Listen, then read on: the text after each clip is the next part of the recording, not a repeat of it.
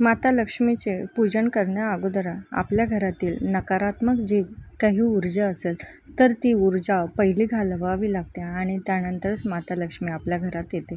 कारण माता लक्ष्मीला घरात स्वच्छता, टापटीपपणा आणि शांतता असावी लागते.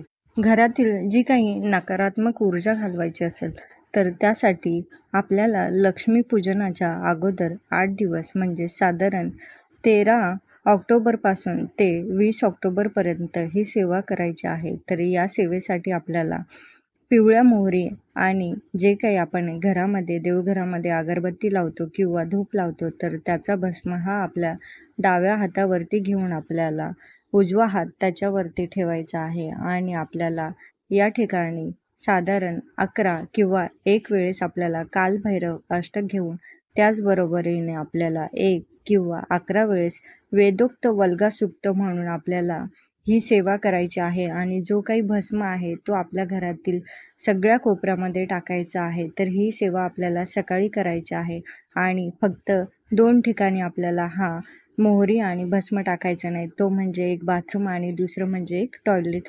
तर ही सेवा आपल्याला 8 दिवस करायची आहे. तर माता लक्ष्मी आपल्या घरात नक्की वास करेल आणि आपल्या घरातील जी काही नकारात्मक ऊर्जा आहे तर ती नक्की दूर होईल. तर याचा व्हिडिओ पूर्ण डिटेलमध्ये बघायचा असेल तर खालील दिलेल्या लिंकवरती क्लिक करा आणि जाणून घ्या.